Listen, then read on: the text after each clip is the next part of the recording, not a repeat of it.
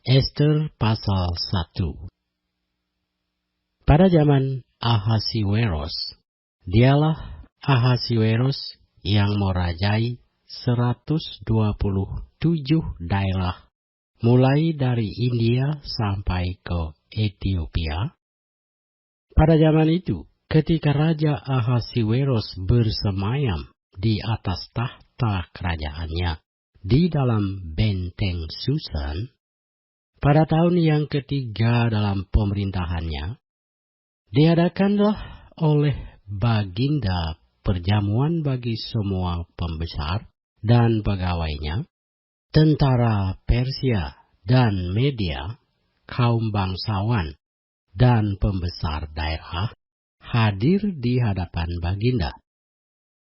Di samping itu, Baginda memamerkan kekayaan, kemuliaan kerajaannya, dan keindahan kebesarannya yang bersemarak berhari-hari lamanya sampai 180 hari. Setelah genap hari-hari itu, maka Raja mengadakan perjamuan lagi 7 hari lamanya bagi seluruh rakyatnya yang terdapat di dalam benteng Susan, daripada orang besar sampai kepada orang kecil, bertempat di pelataran yang ada di taman istana kerajaan. Di situ tirai-mirai daripada kain lenan, mori halus, dan kain ungu tua, yang terikat dengan tali lenan halus dan ungu muda, bergantung pada tombol-tombol perak di tiang-tiang marmer putih, sedang katil emas dan perak ditempatkan di atas lantai pualam, marmer putih, gewang dan pelinggam. Minuman dihidangkan dalam piala emas yang beraneka warna, dan anggurnya ialah anggur minuman raja yang berlimpah-limpah sebagaimana layak bagi raja.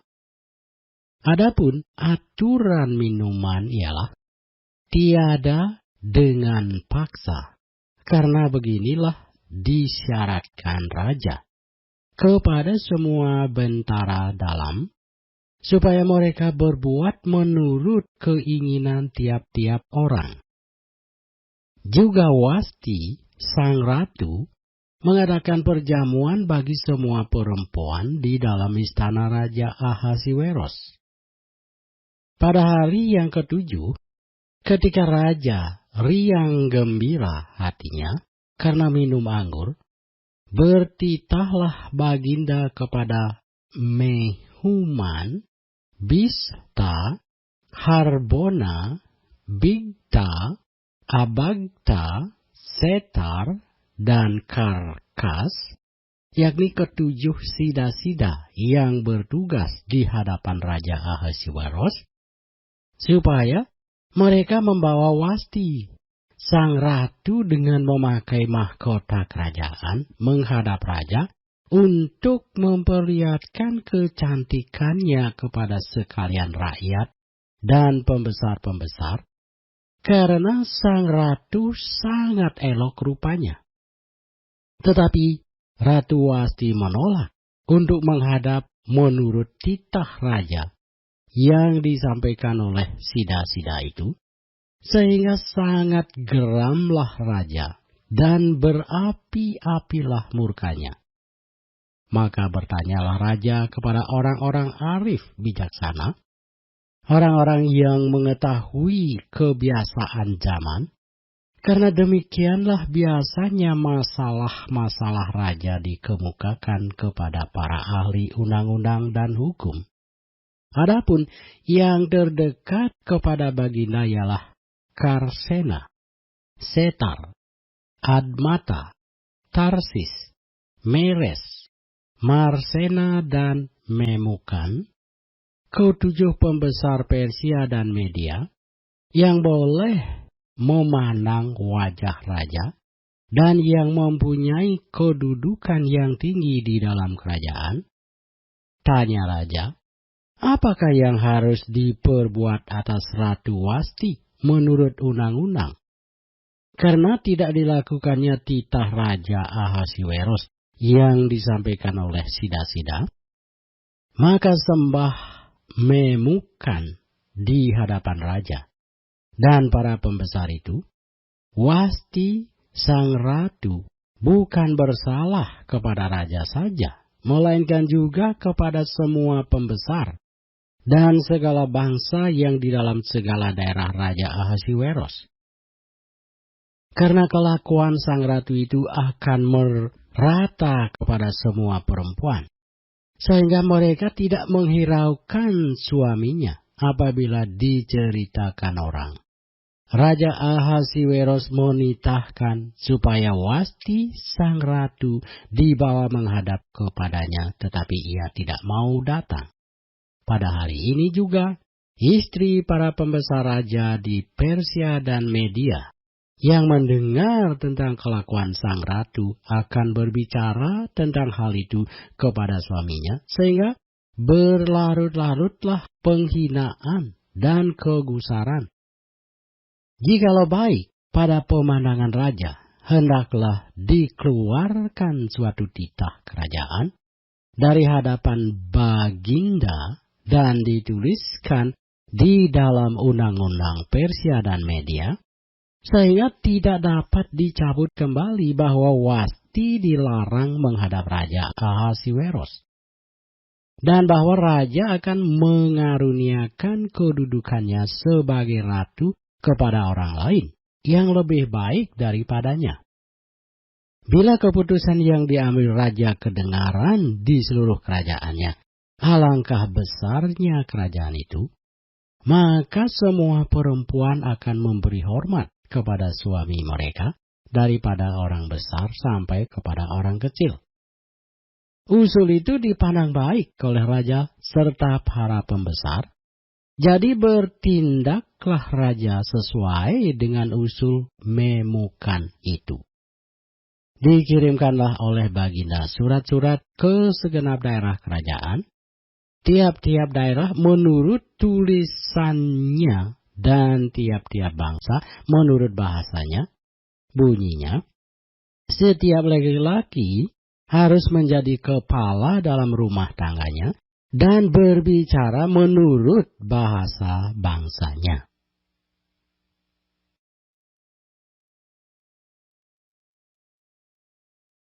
Ester pasal 2. Sesudah peristiwa-peristiwa ini, setelah kepanasan murka Raja Ahasiweros surut, terkenanglah baginda kepada Wasti dan yang dilakukannya, dan kepada apa yang diputuskan atasnya. Maka sembah para biduanda raja yang bertugas pada baginda. Hendaklah orang mencari bagi raja gadis-gadis, yaitu anak-anak dara yang elok rupanya. Hendaklah raja menempatkan kuasa-kuasa di segenap daerah kerajaannya, supaya mereka mengumpulkan semua gadis, anak-anak dara yang elok rupanya, di dalam benteng Susan, di balai perempuan, di bawah pengawasan Hegai, sida-sida raja, penjaga para perempuan. Hendaklah diberikan wangi-wangian kepada mereka. Dan gadis yang terbaik pada pemandangan raja, baiklah dia menjadi ratu ganti Wasti. Hal itu dipandang baik oleh raja, dan dilakukanlah demikian. Pada waktu itu, ada di dalam benteng Susan seorang Yahudi yang bernama Mordekai bin Yair bin Simei bin Kisi, seorang Benyamin, yang diangkut dari Yerusalem sebagai salah seorang buangan yang turut dengan Yekonya, Raja Yehuda, ketika ia diangkut ke dalam pembuangan oleh Raja Nabukadnezar, Raja Babel. Mordekai itu pengasuh Hadasa, yakni Ester, anak saudara ayahnya, sebab anak itu tidak beribu bapa lagi. Gadis itu elok perawakannya dan cantik parasnya. Ketika ibu bapanya mati, ia diangkat sebagai anak oleh Mordekai. Setelah titah dan undang-undang raja tersiar, dan banyak gadis dikumpulkan di dalam benteng Susan di bawah pengawasan Hegai, maka Ester pun dibawa masuk ke dalam istana raja, di bawah pengawasan Hegai, penjaga para perempuan. Maka gadis itu sangat baik pada pemandangannya dan menimbulkan kasih sayangnya, sehingga Hegai segera memberikan wangi-wangian dan pelabur kepadanya, dan juga 7 orang dayang-dayang yang terpilih dari isi istana raja, kemudian memindahkan dia dengan dayang-dayangnya ke bagian yang terbaik di dalam balai perempuan. Ester tidak memberitahukan kebangsaan dan asal-usulnya, karena dilarang oleh Mordekai. Tiap-tiap hari berjalan-jalanlah Mordekai di depan pelataran balai perempuan itu untuk mengetahui bagaimana keadaan Ester dan apa yang akan berlaku atasnya. Tiap-tiap kali seorang gadis mendapat giliran untuk masuk menghadap Raja Ahasiweros, dan sebelumnya ia dirawat menurut peraturan bagi para perempuan selama 12 bulan, sebab seluruh waktu itu digunakan untuk pemakaian wangi-wangian, 6 bulan untuk memakai minyak mur, dan 6 bulan lagi untuk memakai minyak kasai serta lain-lain wangi-wangian perempuan. Lalu gadis itu masuk menghadap raja, dan segala apa yang dimintanya harus diberikan kepadanya untuk dibawa masuk dari balai perempuan ke dalam istana raja. Pada waktu petang, ia masuk, dan pada waktu pagi ia kembali, tetapi sekali ini ke dalam balai perempuan yang kedua, di bawah pengawasan Saagas, sida-sida raja, penjaga para gundik. Ia tidak diperkenankan masuk lagi menghadap raja, kecuali jikalau raja berkenan kepadanya, dan ia dipanggil dengan disebutkan namanya. Ketika Ester, anak Abihail, yakni saudara ayah Mordekai yang mengangkat Ester sebagai anak, mendapat giliran untuk masuk menghadap raja, maka ia tidak menghendaki sesuatu apapun selain daripada yang dianjurkan oleh Hegai, sida-sida raja penjaga para perempuan. Maka Ester dapat menimbulkan kasih sayang pada semua orang yang melihat dia. Demikianlah Ester dibawa masuk menghadap Raja Ahasiweros ke dalam istananya pada bulan yang ke-10, yakni bulan Tebet, pada tahun yang ke-7 dalam pemerintahan Baginda. Maka Ester dikasihi oleh Baginda lebih daripada semua perempuan lain, dan ia beroleh sayang dan kasih Baginda lebih daripada semua anak dara lain, sehingga Baginda mengenakan mahkota kerajaan ke atas kepalanya dan mengangkat dia menjadi Ratu Ganti Wasti. Kemudian diadakanlah oleh Baginda suatu perjamuan bagi semua pembesar dan pegawainya, yakni perjamuan karena Ester, dan Baginda menitahkan kebebasan pajak bagi daerah-daerah serta mengaruniakan anugerah sebagaimana layak bagi raja. Selama anak-anak dara dikumpulkan untuk kedua kalinya, Mordekai duduk di pintu gerbang istana raja. Adapun Ester tidak memberitahukan asal-usul dan kebangsaannya seperti diperintahkan kepadanya oleh Mordekai, sebab Ester tetap berbuat menurut perkataan Mordekai seperti pada waktu ia masih dalam asuhannya.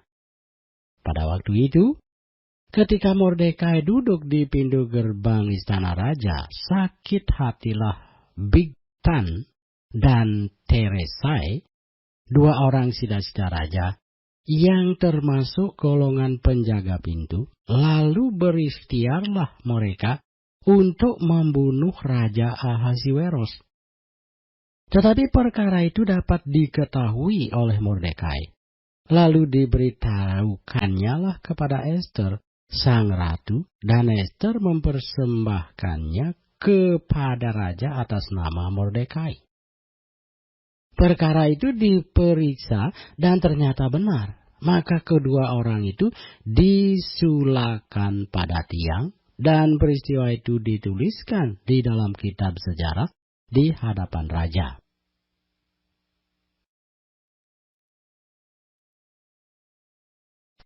Ester pasal 3. Sesudah peristiwa ini, maka Haman bin Hamedata, orang Agag, dikaruniailah kebesaran oleh Raja Ahasiweros, dan pangkatnya dinaikkan serta kedudukannya ditetapkan di atas semua pembesar yang ada di hadapan baginda. Dan semua pegawai raja yang di pintu gerbang istana raja berlutut dan sujud kepada Haman, sebab demikianlah diperintahkan raja tentang dia. Tetapi Mordekai tidak berlutut dan tidak sujud. Maka para pegawai raja yang di pintu gerbang istana raja berkata kepada Mordekai, "Mengapa engkau melanggar perintah raja?" Setelah mereka menegur dia berhari-hari dengan tidak didengarkannya juga, maka hal itu diberitahukan merekalah kepada Haman untuk melihat apakah sikap Mordekai itu dapat tetap, sebab ia telah menceritakan kepada mereka bahwa ia orang Yahudi.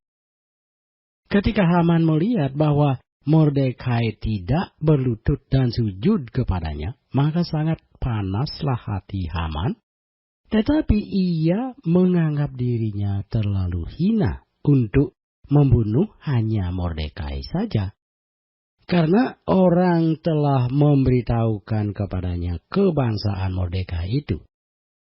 Jadi Haman mencari ikhtiar memunahkan semua orang Yahudi, yakni bangsa Mordekai itu, di seluruh kerajaan Ahasiweros.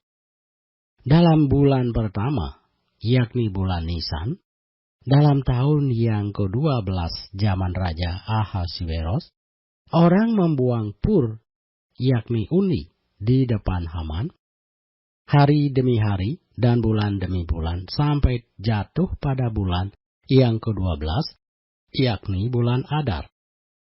Maka sembah Haman kepada Raja Ahasiweros, ada suatu bangsa yang hidup tercerai-berai dan terasing di antara bangsa-bangsa di dalam seluruh daerah kerajaan Tuanku, dan hukum mereka berlainan dengan hukum segala bangsa, dan hukum raja tidak dilakukan mereka, sehingga tidak patut bagi raja membiarkan mereka leluasa.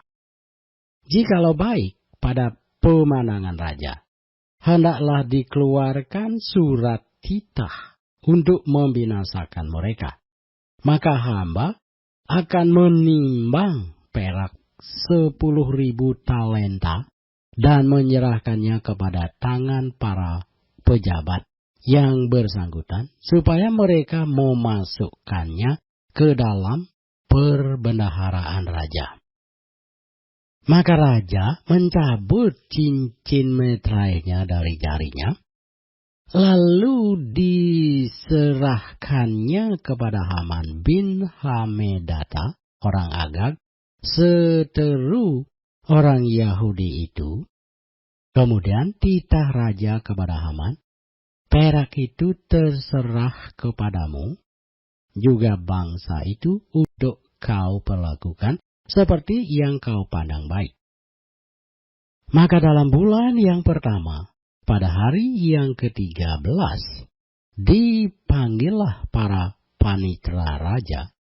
Lalu, sesuai dengan segala yang diperintahkan Haman, ditulislah surat kepada wakil-wakil raja, kepada setiap bupati yang menguasai daerah, dan kepada setiap pembesar bangsa, yakni kepada tiap-tiap daerah menurut tulisannya, dan kepada tiap-tiap bangsa menurut bahasanya.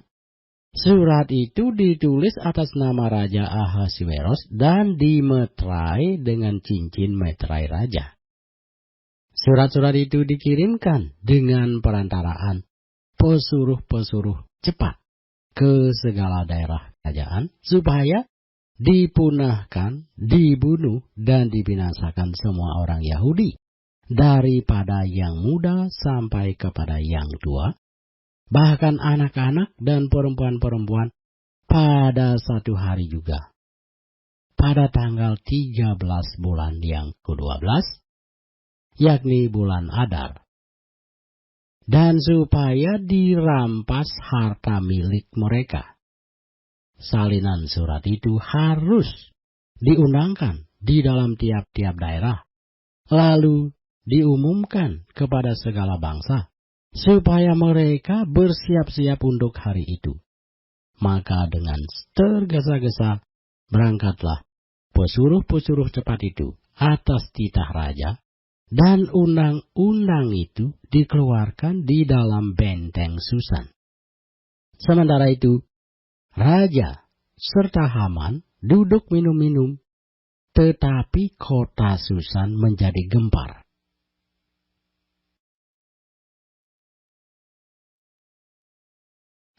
Ester pasal 4. Setelah Mordekai mengetahui segala yang terjadi itu, ia mengoyakkan pakaiannya, lalu memakai kain kabung dan abu. Kemudian keluar berjalan di tengah-tengah kota, sambil melolong-lolong dengan nyaring dan pedih. Dengan demikian datanglah ia sampai ke depan pintu gerbang istana raja, karena seorang pun tidak boleh masuk pintu gerbang istana raja dengan berpakaian kain kabung. Di tiap-tiap daerah kemana titah dan undang-undang raja telah sampai, ada perkabungan yang besar di antara orang Yahudi, disertai puasa dan ratap tangis. Oleh banyak orang dibentangkan kain kabung dengan abu sebagai lapik tidurnya. Ketika dayang-dayang dan sida-sida Ester memberitahukan hal itu kepadanya, maka sangatlah risau hati sang ratu. Lalu dikirimnyalah pakaian, supaya dipakaikan kepada Mordekai, dan supaya ditanggalkan kain kabungnya daripadanya, tetapi tidak diterimanya. Maka Ester memanggil Hattach, salah seorang sida-sida raja, yang ditetapkan baginda melayani dia, lalu memberi perintah kepadanya menanyakan Mordekai untuk mengetahui apa artinya dan apa sebabnya hal itu.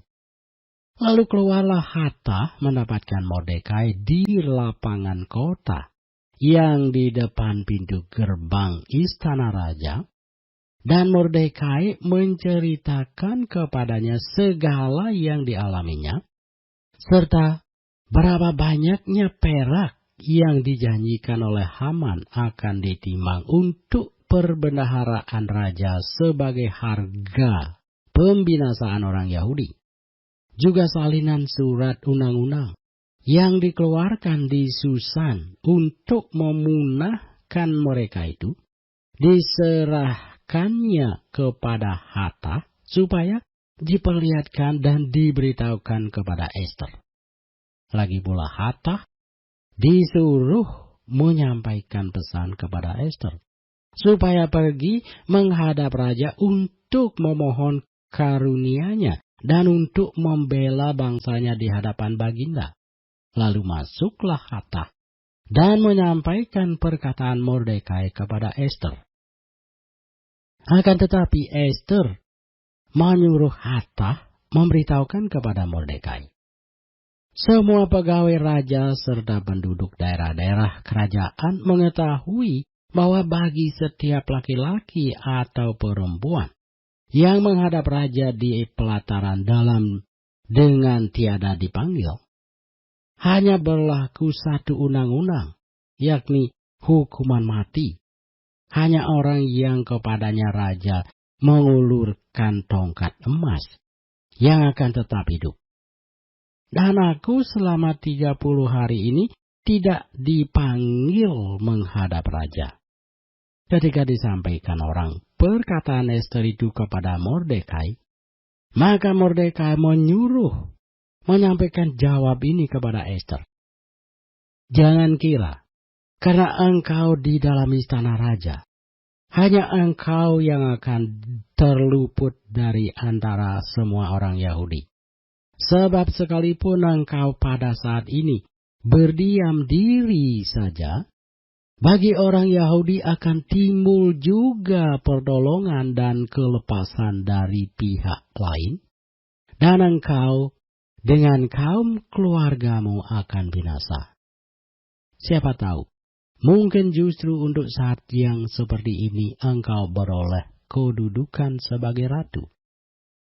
Maka Ester menyuruh menyampaikan jawab ini kepada Mordekai.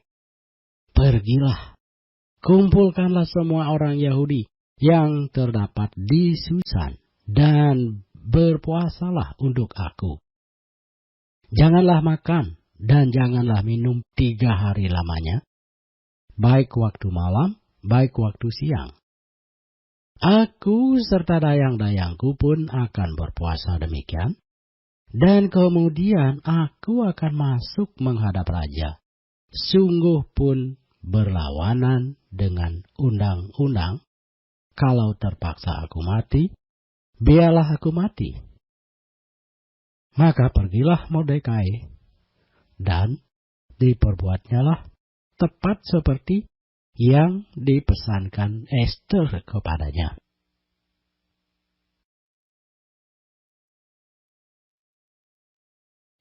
Ester pasal 5. Pada hari yang ketiga, Ester mengenakan pakaian ratu, lalu berdirilah ia di pelataran dalam istana raja. Tepat di depan istana raja, raja bersemayam di atas tahta kerajaan di dalam istana, berhadapan dengan pintu istana itu.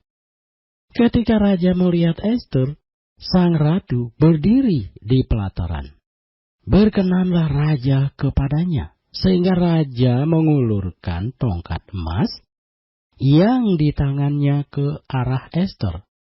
Lalu mendekatlah Ester dan menyentuh ujung tongkat itu. Tanya raja kepadanya, "Apa maksudmu, hai Ratu Ester? Dan apa keinginanmu? Sampai setengah kerajaan sekalipun akan diberikan kepadamu." Jawab Ester, "Jikalau baik pada pemandangan raja, datanglah kiranya raja dengan Haman pada hari ini ke perjamuan yang diadakan oleh hamba bagi raja." Maka titah raja, "Suruhlah Haman datang dengan segera, supaya kami memenuhi permintaan Ester." Lalu raja datang dengan Haman ke perjamuan yang diadakan oleh Ester. Sementara minum anggur, bertanyalah raja kepada Ester, "Apakah permintaanmu? Niscaya akan dikabulkan. Dan apakah keinginanmu? Sampai setengah kerajaan sekalipun akan dipenuhi."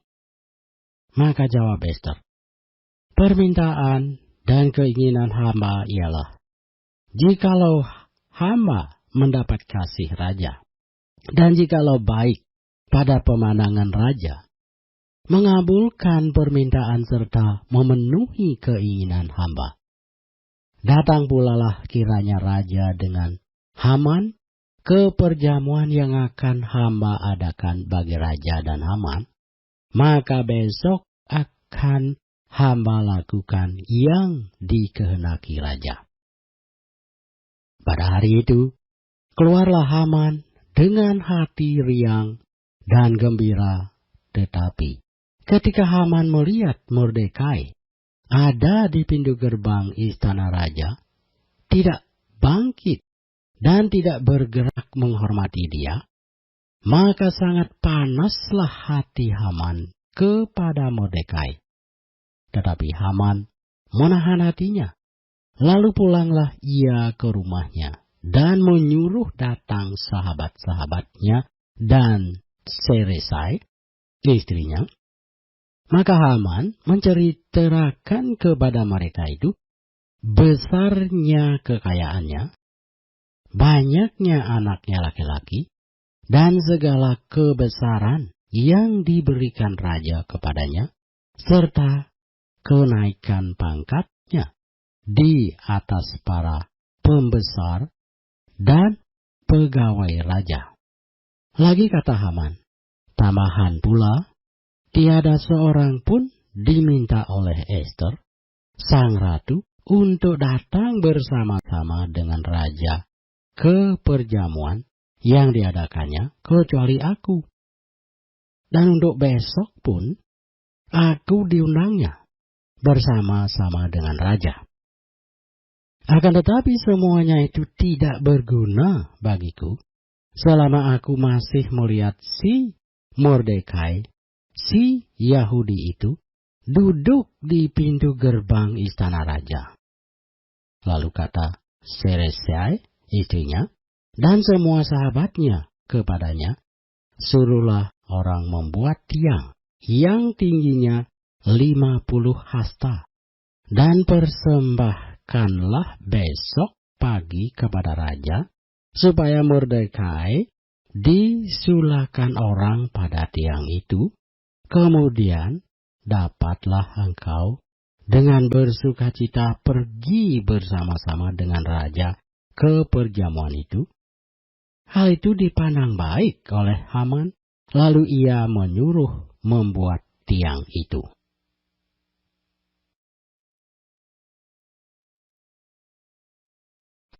Ester pasal 6. Pada malam itu juga, raja tidak dapat tidur. Maka bertitahlah baginda membawa kitab pencatatan sejarah, lalu dibacakan di hadapan raja.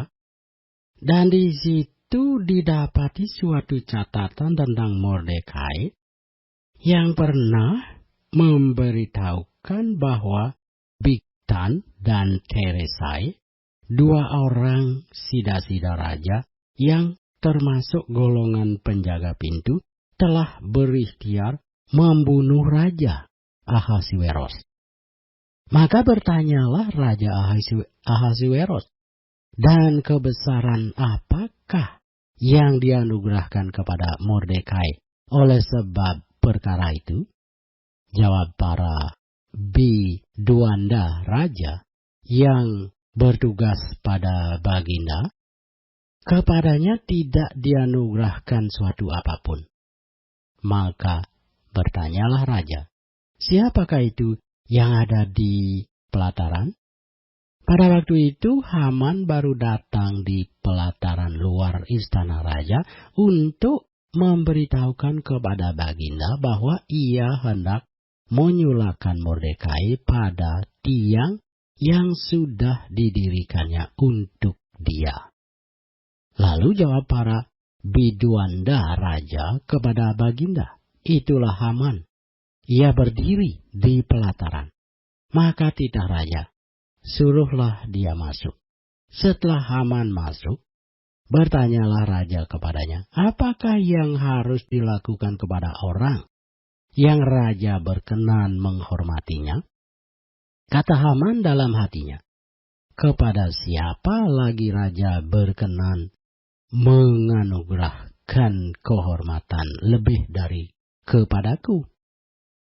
Oleh karena itu, jawab Haman kepada raja, mengenai orang yang raja berkenan menghormatinya, hendaklah diambil pakaian kerajaan yang biasa dipakai oleh raja sendiri, dan lagi kuda yang biasa dikendarai oleh raja sendiri, dan yang diberi mahkota kerajaan di kepalanya. Dan hendaklah diserahkan pakaian dan kuda itu ke tangan seorang dari antara para pembesar raja, orang-orang bangsawan, lalu hendaklah pakaian itu dikenakan kepada orang yang raja berkenan menghormatinya. Kemudian hendaklah ia diarak dengan mengendarai kuda itu melalui lapangan kota, sedang orang berseru-seru di depannya. Beginilah dilakukan kepada orang yang raja berkenan menghormatinya. Maka titah raja kepada Haman, segera ambillah pakaian dan kuda itu, seperti yang kau katakan itu, dan lakukanlah demikian kepada Mordekai, orang Yahudi yang duduk di pintu gerbang istana. Sepatah kata pun janganlah kau lalaikan daripada segala yang kau katakan itu. Lalu Haman mengambil pakaian dan kuda itu, dan dikenakannya pakaian itu kepada Mordekai. Kemudian diaraknya Mordekai melalui lapangan kota itu, sedang ia menyerukan di depannya. Beginilah dilakukan kepada orang yang raja berkenan menghormatinya. Kemudian kembalilah Mordekai ke pintu gerbang istana raja, tetapi Haman bergesa-gesa pulang ke rumahnya dengan sedih hatinya dan berselubung kepalanya. Dan Haman menceritakan kepada Seresai, istrinya, dan kepada semua sahabatnya apa yang dialaminya. Maka kata para orang arif bijaksana dan Seresai istrinya kepadanya, "Jikalau Mordekai yang di depannya engkau sudah mulai jatuh adalah keturunan Yahudi, maka engkau tidak akan sanggup melawan dia. Malahan engkau akan jatuh benar-benar di depannya." Selagi mereka itu bercakap-cakap dengan dia, datanglah sida-sida raja, lalu mengantarkan Haman dengan segera ke perjamuan yang diadakan oleh Ester.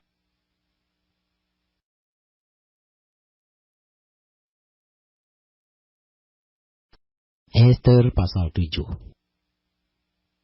Datanglah raja dengan Haman untuk dijamu oleh Ester, sang ratu. Pada hari yang kedua itu, sementara minum anggur, bertanyalah pula raja kepada Ester, "Apakah permintaanmu, hai Ratu Ester? Niscaya akan dikabulkan. Dan apakah keinginanmu? Sampai setengah kerajaan sekalipun akan dipenuhi." Maka jawab Ester, sang ratu, "Ya raja, jikalau hamba mendapat kasih raja, dan jikalau baik pada pemandangan raja, karuniakanlah kiranya kepada hamba nyawa hamba atas permintaan hamba, dan bangsa hamba atas keinginan hamba. Karena kami, hamba serta bangsa hamba, telah terjual untuk dipunahkan, dibunuh, dan dibinasakan. Jikalau seandainya kami hanya dijual sebagai budak, laki-laki dan perempuan, niscaya hamba akan berdiam diri. Tetapi malapetaka ini tiada taranya di antara bencana yang menimpa raja."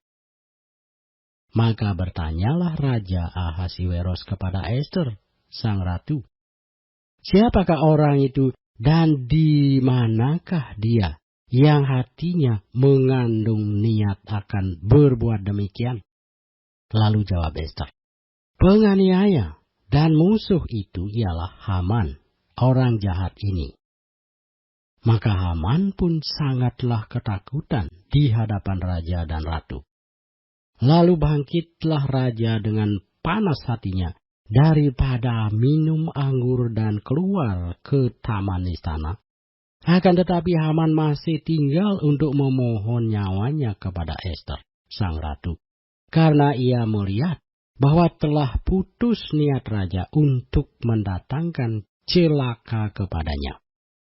Ketika raja kembali dari taman istana ke dalam ruangan minum anggur, maka Haman berlutut pada katil tempat Ester berbaring.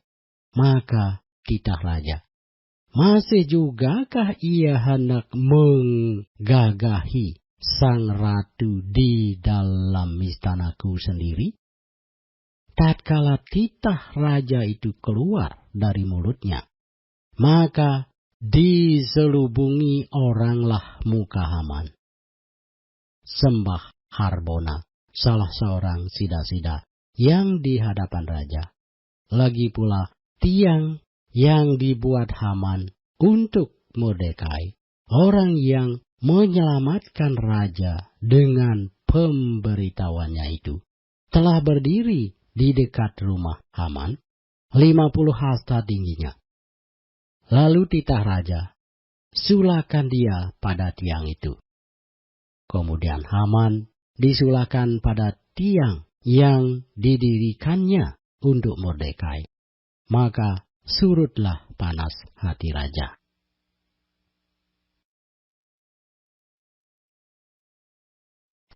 Ester pasal 8. Pada hari itu juga, Raja Ahasiweros mengaruniakan harta milik Haman, seteru orang Yahudi, kepada Ester, sang ratu, dan Mordekai masuk menghadap raja, karena Ester telah memberitahukan apa pertalian Mordekai dengan dia. Maka raja mencabut cincin meterai yang diambil daripada Haman, lalu diserahkannya kepada Mordekai. Dan Mordekai diangkat oleh Ester menjadi kuasa atas harta milik Haman. Kemudian Ester berkata lagi kepada raja sambil sujud pada kakinya dan menangis memohon karunia-Nya, supaya dibatalkannya maksud jahat Haman, orang Agag itu, serta rancangan yang sudah dibuatnya terhadap orang Yahudi. Maka raja mengulurkan tongkat emas kepada Ester, lalu bangkitlah Ester dan berdiri di hadapan raja, serta sembahnya, jikalau baik pada pemandangan raja, dan jikalau hamba mendapat kasih raja, dan hal ini kiranya dipandang benar oleh raja, dan raja berkenan kepada hamba, maka hendaklah dikeluarkan surat titah untuk menarik kembali surat-surat yang berisi rancangan Haman bin Hamedata, orang Agag itu, yang ditulisnya untuk membinasakan orang Yahudi di dalam semua daerah kerajaan. Karena bagaimana hamba dapat melihat malapetaka yang menimpa bangsa hamba, dan bagaimana hamba dapat melihat kebinasaan sanak saudara hamba. Maka jawab Raja Ahasiweros kepada Ester, sang ratu, serta kepada Mordekai, orang Yahudi itu, harta milik Haman telah ku karuniakan kepada Ester, dan Haman sendiri telah disulakan pada tiang, karena ia sudah mengacungkan tangannya kepada orang Yahudi. Tuliskanlah atas nama raja apa yang kamu pandang baik tentang orang Yahudi, dan meteraikanlah surat itu dengan cincin meterai raja, karena surat yang dituliskan atas nama raja dan dimeteraikan dengan cincin meterai raja tidak dapat ditarik kembali. Pada waktu itu juga dipanggillah para panitra raja dalam bulan yang ketiga, yakni bulan Siwan, pada tanggal 23, dan sesuai dengan segala yang diperintahkan Mordekai, dituliskan surat kepada orang Yahudi dan kepada para wakil pemerintah, para bupati dan para pembesar daerah dari India sampai ke Ethiopia, 127 daerah kepada setiap-tiap daerah menurut tulisannya dan kepada tiap-tiap bangsa menurut bahasanya, dan juga kepada orang Yahudi menurut tulisan dan bahasanya. Maka ditulislah pesan atas nama Raja Ahasiweros dan dimeterai oleh cincin meterai raja, lalu dengan perantaraan pesuruh-pesuruh cepat yang berkuda, yang mengendarai kuda kerajaan yang tangkas yang diternakkan di pekudaan, dikirimkanlah surat-surat yang isinya raja mengizinkan orang Yahudi di tiap-tiap kota untuk berkumpul dan mempertahankan nyawanya serta memunahkan, membunuh atau membinasakan segala tentara, bahkan anak-anak dan perempuan-perempuan dari bangsa dan daerah yang hendak menyerang mereka, dan untuk merampas harta miliknya. Pada hari yang sama, di segala daerah Raja Ahasiweros, pada tanggal 13 bulan yang ke-12, yakni bulan Adar, salinan pesan tertulis itu harus diundangkan di tiap-tiap daerah, lalu diumumkan kepada segala bangsa, dan orang Yahudi harus bersiap-siap untuk hari itu akan melakukan pembalasan kepada musuhnya. Maka dengan terburu-buru dan tergesa-gesa berangkatlah pesuruh-pesuruh cepat yang mengendarai kuda kerajaan yang tangkas itu atas titah raja, dan undang-undang itu dikeluarkan di dalam benteng Susan. Dan Mordekai keluar dari hadapan raja dengan memakai pakaian kerajaan daripada kain ungu tua dan kain lenan, dengan memakai tajuk emas yang mengagumkan serta jubah daripada kain lenan halus dan kain ungu muda.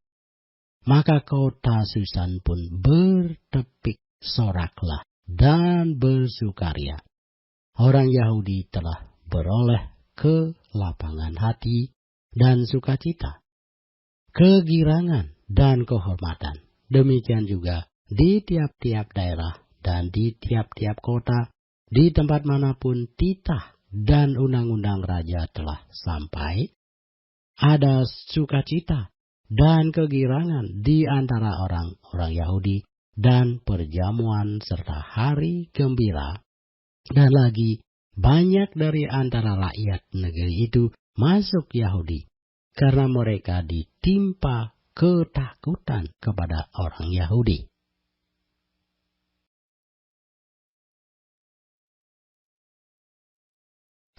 Ester pasal 9.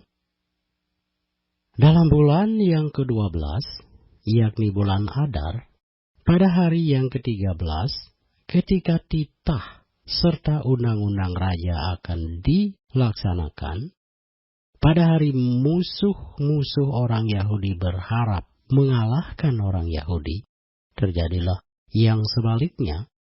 Orang Yahudi mengalahkan pembenci-pembenci mereka. Maka berkumpullah orang Yahudi di dalam kota-kotanya di seluruh daerah Raja Ahasiweros untuk membunuh orang-orang yang berikhtiar mencelakakan mereka, dan tiada seorang pun tahan menghadapi mereka, karena ketakutan kepada orang Yahudi telah menimpa segala bangsa itu. Dan semua pembesar daerah dan wakil pemerintahan dan bupati serta pejabat kerajaan menyokong orang Yahudi, karena ketakutan kepada Mordekai telah menimpa mereka. Sebab Mordekai besar kekuasaannya di dalam istana raja, dan tersiarlah berita tentang dia ke segenap daerah, karena Mordekai itu bertambah-tambah besar kekuasaannya. Maka orang Yahudi mengalahkan semua musuhnya, mereka memukulnya dengan pedang, membunuh dan membinasakannya. Mereka berbuat sekehendak hatinya terhadap pembenci-pembenci mereka. Di dalam benteng Susan saja orang Yahudi membunuh dan membinasakan 500 orang. Juga Parsandata, Dalfon, Aspata, Porata, Adalia, Aridata, Parmasta, Karisai, Aridai, dan Waisata, ke-10 anak laki-laki Haman bin Hamedata, seteru orang Yahudi, dibunuh oleh mereka. Tetapi kepada barang rampasan tidaklah mereka mengulurkan tangan.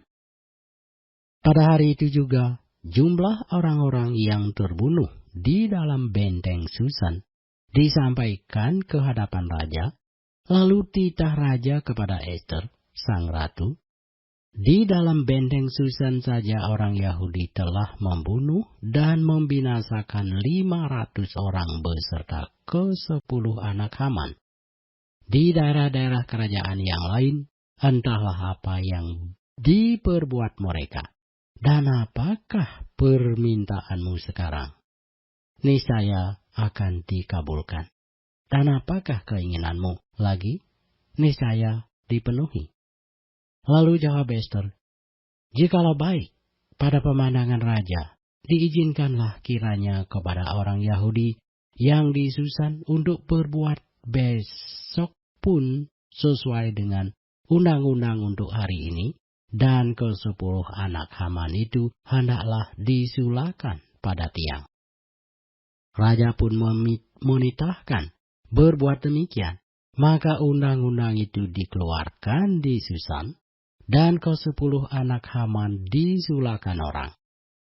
Jadi berkumpullah orang Yahudi yang di Susan pada hari yang ke-14 bulan Adar juga, dan dibunuhnyalah di Susan 300 orang.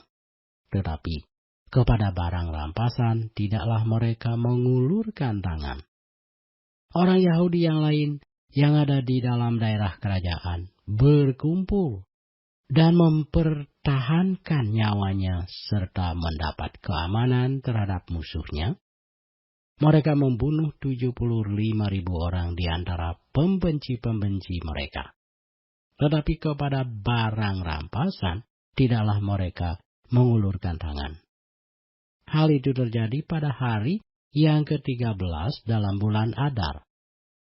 Pada hari yang ke-14 berhentilah mereka, dan hari itu dijadikan mereka hari perjamuan dan sukacita. Akan tetapi, orang Yahudi yang di Susan berkumpul baik pada hari yang ke-13, baik pada hari yang ke-14 dalam bulan itu, lalu berhentilah mereka pada hari yang ke-15, dan hari itu dijadikan mereka hari perjamuan dan sukacita. Oleh sebab itu, orang Yahudi yang di pedusunan, yakni yang diam di perkampungan, merayakan hari yang ke-14 bulan Adar itu sebagai hari sukacita dan hari perjamuan, dan sebagai hari gembira untuk mengantar makanan. Maka Mordekai menuliskan peristiwa itu, lalu mengirimkan surat-surat kepada semua orang Yahudi di seluruh daerah Raja Ahasiweros, baik yang dekat, baik yang jauh, untuk mewajibkan mereka supaya tiap-tiap tahun merayakan hari yang ke-14 dan yang ke-15 bulan Adar, karena pada hari-hari itulah orang Yahudi mendapat keamanan terhadap musuhnya, dan dalam bulan itulah duka cita mereka berubah menjadi sukacita, dan hari perkabungan menjadi hari gembira. Dan supaya menjadikan hari-hari itu hari perjamuan dan sukacita, dan hari untuk antar mengantar makanan dan untuk bersedekah kepada orang-orang miskin. Maka orang Yahudi menerima sebagai ketetapan apa yang sudah dimulai mereka melakukannya dan apa yang ditulis Mordekai kepada mereka.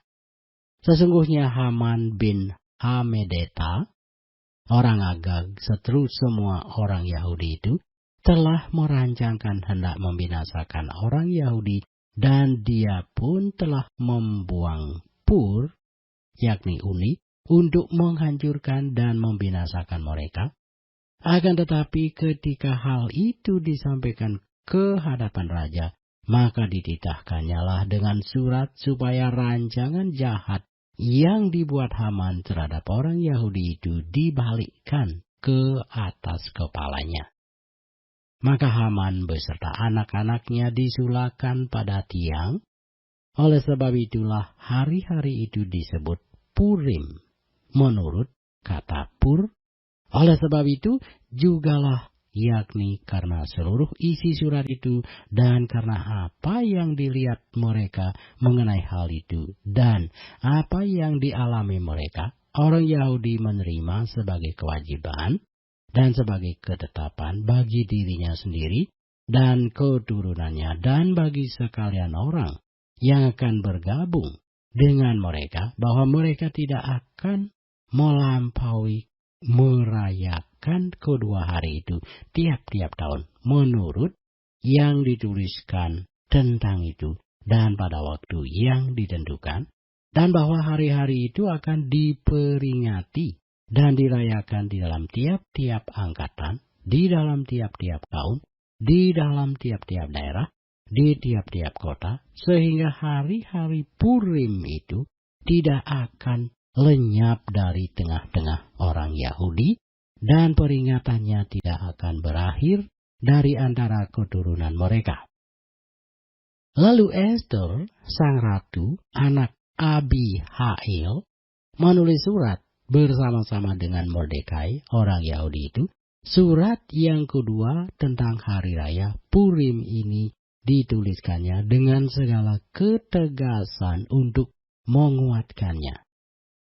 Lalu dikirimkanlah surat-surat kepada semua orang Yahudi di dalam ke-127 daerah kerajaan Ahasuerus dengan kata-kata salam dan setia, supaya hari-hari Purim itu dirayakan pada waktu yang ditentukan, seperti yang diwajibkan kepada mereka oleh Mordekai, orang Yahudi itu, dan oleh Ester, sang ratu, dan seperti yang diwajibkan mereka kepada dirinya sendiri, serta keturunan mereka, mengenai hal berpuasa dan meratap-ratap.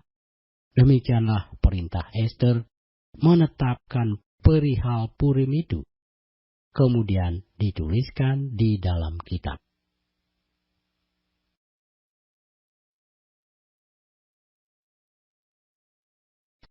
Ester pasal 10. Maka Raja Ahasuerus mengenakan upeti atas negeri dan daerah-daerah pesisih juga. Segala perbuatannya yang hebat serta gagah dan pemberitaan yang seksama tentang kebesaran yang dikaruniakan Raja kepada Mordekai, bukankah semuanya itu tertulis di dalam kitab sejarah Raja-Raja Media dan Persia? Karena Mordekai, orang Yahudi itu, menjadi orang kedua di bawah Raja Ahasuerus, dan ia dihormati oleh orang Yahudi serta disukai oleh banyak anak saudaranya, sebab ia mengikhtiarkan yang baik bagi bangsanya dan berbicara untuk keselamatan bagi semua orang sebangsanya.